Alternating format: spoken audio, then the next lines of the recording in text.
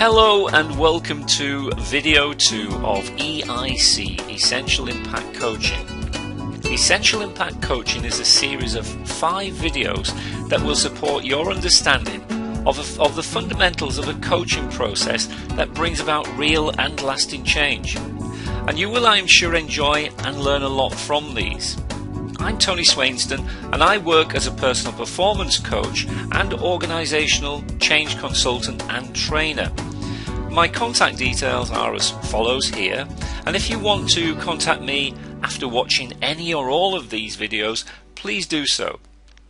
I'd be more than happy to talk to you about supporting you and or your organisation through coaching and organisational culture change and growth. So let me start off this video by giving you an overview of the 5 videos that make up the Essential Impact Coaching series. The first one looks at defining coaching. In this I give you 3 definitions of coaching that will enhance your understanding of coaching. I also help you to understand what coaching actually is and what it isn't. And I also take this further by distinguishing between coaching, counselling and mentoring. And there can often be a lot of confusion with these.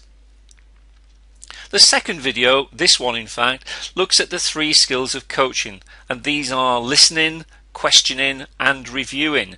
And reviewing is about reflecting and clarifying. There are a number of other skills that we'll look at in this video, but these 3 form the foundation of effective impact coaching. The third video looks at the GROW model of coaching. This is the model that's used extensively in coaching as the framework for a coaching conversation. Its power is in its simplicity. When you begin to use it, you'll see how effective it is in supporting a client to move towards their goal. GROW is an acronym that stands for goal, the goal the client has; reality, the current situation; options, all the possible options are looked at; and will, the actions that the client will take from the possible options. The fourth video looks at the beliefs and principles of coaches and the benefits of coaching. It covers 4 key beliefs of coaches and 10 principles that coaches follow. It also looks at the benefits of coaching from the point of view of the coach, the coachee, and this is the name given to the person being coached, and the organisation. And the final video looks at how coaching often involves shifting or changing beliefs. And I'll illustrate this in what I know you'll find both a fun and informative way. So there we go, some great stuff in store for you. And now let's move into video 2 of Essential Impact Coaching.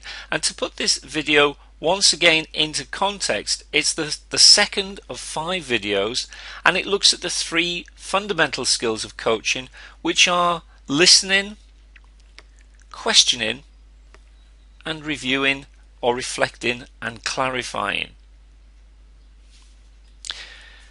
Now there are of course a number of other skills in coaching that build upon these fundamental 3, and these include, let's go through these now, developing trust. This is crucial because without real trust, coaching simply cannot take place.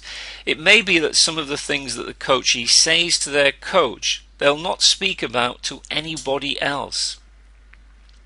As a coach, you are therefore in a highly privileged position, but with this comes responsibility. The coaching conversation is completely confidential. The only real exception to this would be if the client revealed that they were about to break the law, or if they'd suggested in any way that they were thinking of putting their own life or the lives of others at risk. This is of course taking the extreme situation of what could happen within a coaching situation. In most cases, coaching would not enter such heady levels of discussion. However, the trust that a client has for their coach is vital for them to feel open about talking about issues that can lead to the direct breakthrough experience that they're searching for, and that that will directly benefit them in their lives. And encouragement. The coaching process should be strengths focused. A firm belief of a coach is that the client has innate abilities to enable them to tackle the challenges they face, and that they therefore have enormous potential. The client will not always readily appreciate all of the achievements they've had in their life, nor the way that they have overcome challenges similar to the one that they now face. Showing encouragement as a coach is therefore crucial. It's not a soft option, nor is it about fabricating a world that doesn't exist. It is, though, about getting the client to appreciate the great skills, attributes and personal characteristics that make them unique and able to move forward with optimism and strength. Building rapport. Rapport occurs when one person thinks of the other, "I'm like you." And indeed, as a follow-on from this is, "I like you." A lot of rapport, I believe, comes from the sincerity and integrity you demonstrate as a coach. It comes from the fact that you're interested in the coachee, their life and their situation. You can also use the rapport building skills that include matching and mirroring body language and using similar words to those used by a coach. So if they use very visual words like "I see," then use visual words. If they use auditory words like "I hear what you say," then use auditory words. And if they use kinesthetic words like "I feel," then use kinesthetic words as well. And I'll be going more into this in detail, in fact, in a future set of coaching videos.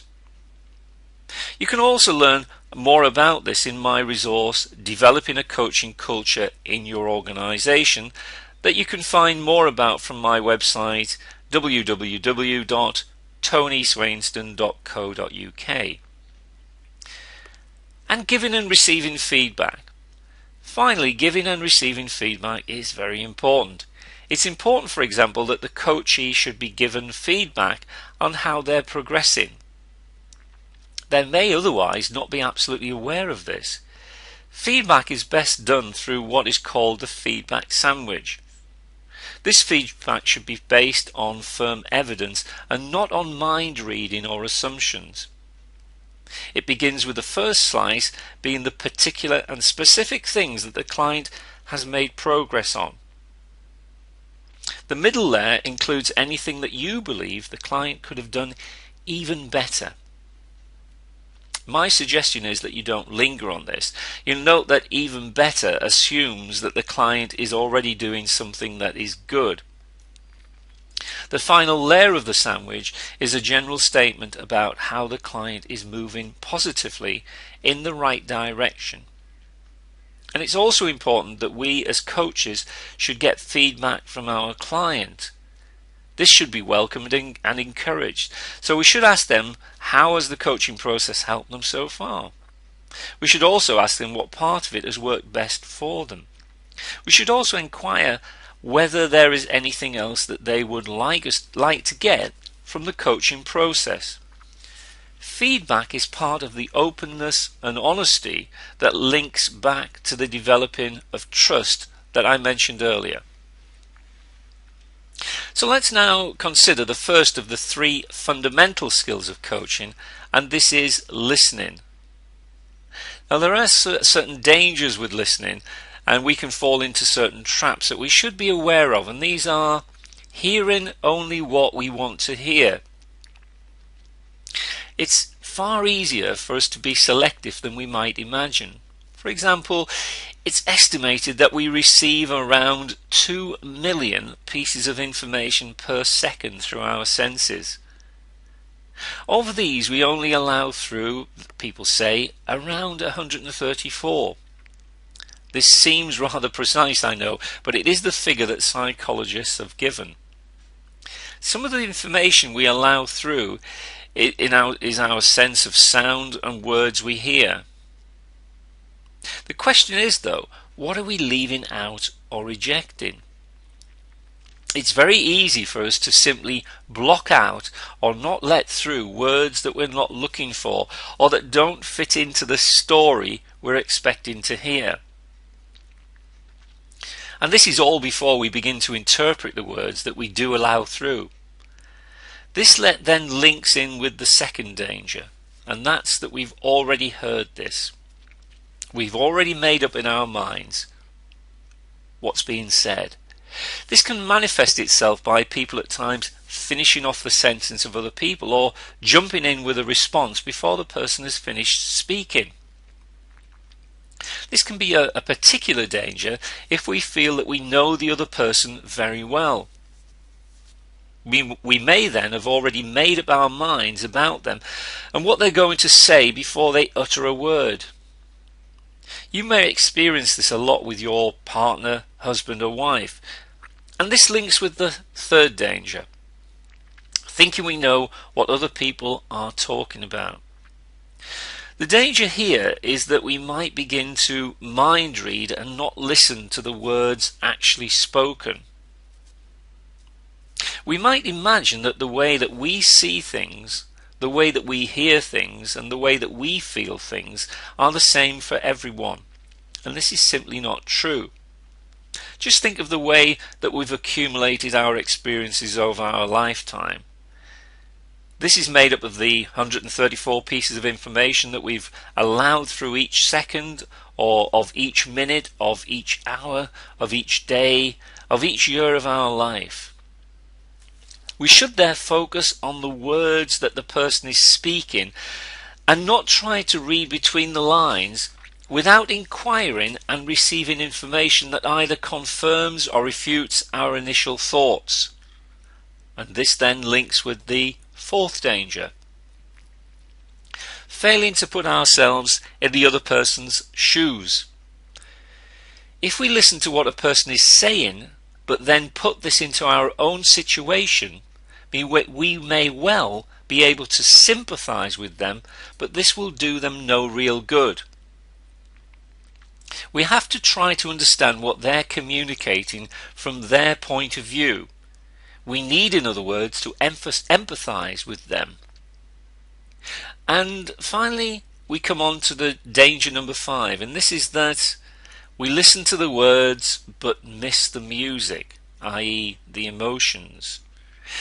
It's been estimated from research carried out by Professor Albert Mehrabian that in terms of an emotional message, 7% of the message we receive is through the words, 38% is through the way the words are spoken, and 55% is through other input factors that include body language.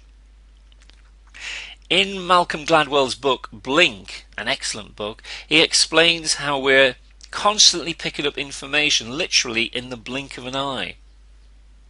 It's not necessarily a bad thing, but in coaching it's important to ensure that these hunches are supported with firm feedback that the client gives us.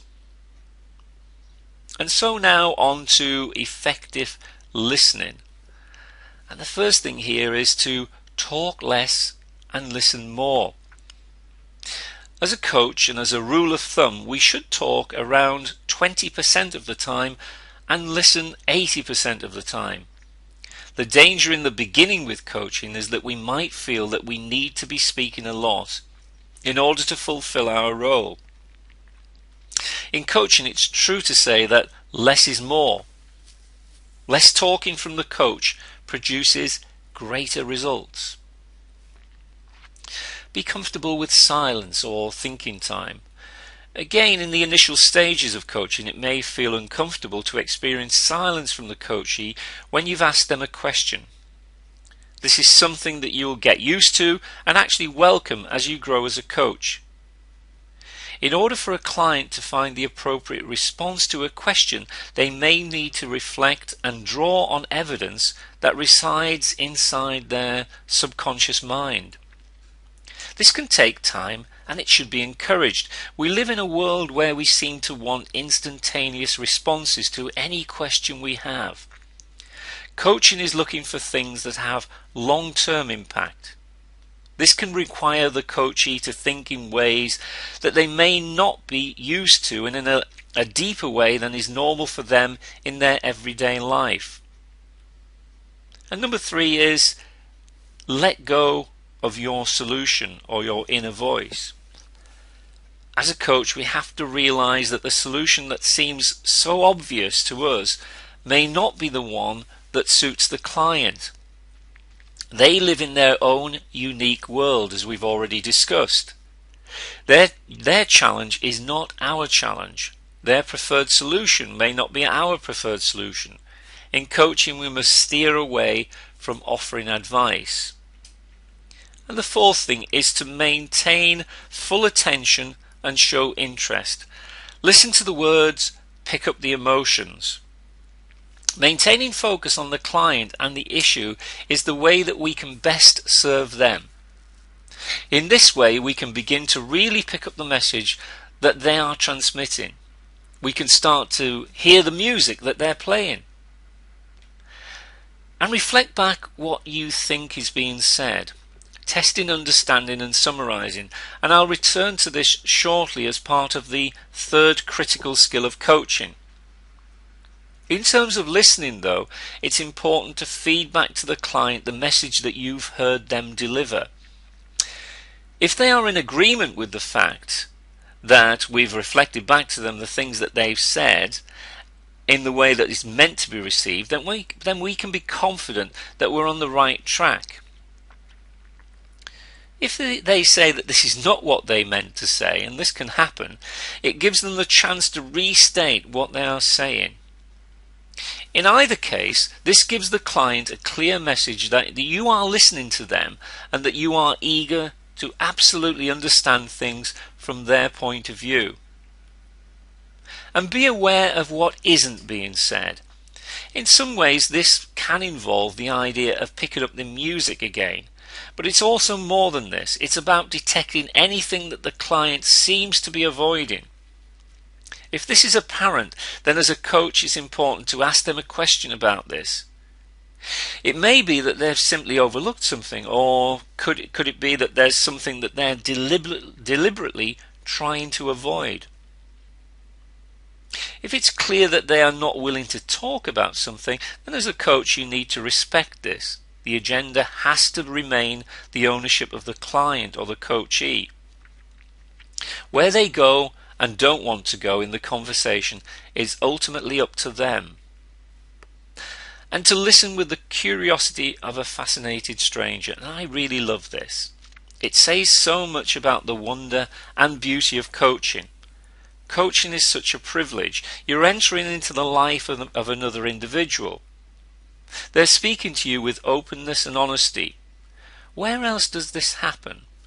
And this is why coaching is so powerful. It's a noble profession where you're seeking to support another person to achieve their highest goals. In order to do this, it's important not to have made any assumptions, as I've already mentioned. And the Chinese symbol for me illustrates the essential aspects of coaching, of really great listening. On the left hand side is the symbol for the ear, and then on the right hand side we have at the top you, indicating that the listening is directed specifically at what you are saying. Below this is the symbol for the eye, indicating that a lot of listening goes on through the eyes. This links with the Moravian research that indicates that 55% of the message is received through non-verbal means, as I mentioned a little earlier. Below this is undivided attention. In coaching, great listening occurs when the person we are listening to is given our undivided attention. It is as if they are the only person in the world. They are, for the time we're listening to them, the most important person in the world. And finally, at the bottom on the right is the symbol for the heart. In other words, the Chinese were saying that listening is about using our emotions as well as our logical intellect. We have to listen to our heart and what it's telling us. So there we go, the Chinese symbol again. And this slide takes you through the elements of the Chinese symbol for listening once again. And so on to the second of the three fundamental skills of coaching, and this is questioning. When we come on to video 3 and the grow model, I'll take you through specific questions that you will find very useful. For the moment, I would like to simply give a broad view of the kind of questioning that is effective in coaching. And the first thing to say is to be aware of in coaching that we're trying to get the client to express themselves. At times, closed questions that require just a yes or a no answer or some other brief response are useful, but open questions are the ones that can begin to really unlock the doors that may initially be firmly closed and start to enable the client then to find clarity both with the issue itself and the path towards the solution. In general, questions that begin with the following are very useful. So we use what questions, and when, and where, and who, and how. Questions that begin with why should be avoided. They tend to feel interrogative from the point of view of the client. The client may feel that they have to justify themselves with regard to some action they have either taken or not taken, and I personally never use why questions. Other coaches may use them in certain situations and very sparingly. The decision is ultimately yours, but in the early days of coaching it's wise to keep away from using why questions. And now to come on to the final of the 3 fundamental skills of coaching. This involves reviewing, which includes reflecting back to the client what they've said in order that clarity is established. It may also involve asking further questions to clarify what the client is meaning. The way that we do this as a coach is as follows. So there are 4 points that I think are important to bear in mind in terms of reviewing. The first one is to use reviewing at various stages in the coaching process. Reviewing doesn't need to be left until the very end of the coaching session, and it should be used, in fact, right throughout the process. And to take notes. Notes allow you as the coach to refer back to what the client has said in order that the review accurately identifies what the client has said and where the discussion has arrived at. What you don't want to do as a coach is to be taking down verbatim notes of the conversation. The client would be upset if you tried to do this, and understandably. The conversation would not seem to flow. However, they will welcome you writing down key points. This gives them the sense that you are interested in what they are saying and that you literally have taken note. And to revisit key points that sum up the session so far. The reviews at different stages shouldn't be lengthy, but rather focus on the key points that the client has raised.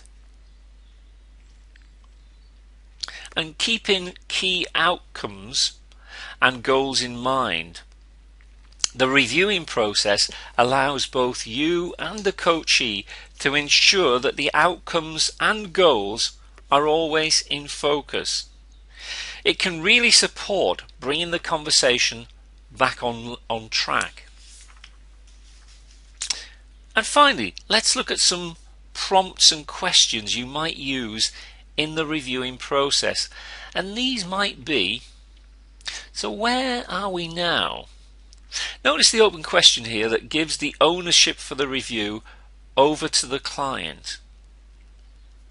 And what are the key points and landmarks for you so far? Again, this is another way of getting the client to assess the coaching journey so far. How is it going for you? Here, this is obviously a very open question. It really does allow the client to sit back and think and to take a deep breath and reflect. My understanding so far is whatever. Here you as the coach are taking the lead, but you're making it clear that this is your understanding and that this leaves it open for the client to add to or contradict this. This is what we've said so far. This is a firmer statement because it involves what has been said rather than understanding what has been said. We have said that. Again, this is another way of reflecting back what has been said. So the areas for development are, this is offered as a question. This question is likely to be used more towards the end of the coaching conversation. So the key areas for the development are, okay, so that's it for now. I really hope you've enjoyed watching this second video as much as I've enjoyed making it for you. I also hope that you've learned a number of things from it and that this has stimulated your interest to learn even more about coaching. And I hope that you now have a clearer understanding from this video about the 3 skills of coaching. I look forward to speaking to you again in video 3 when I'll be looking at the Grow model of coaching with you. Until then, please don't hesitate to contact me. My details are here. If you wish to discuss how I can support you with individual or organisational coaching and/or organisational culture change. Thank you once again for listening and watching, and very best wishes.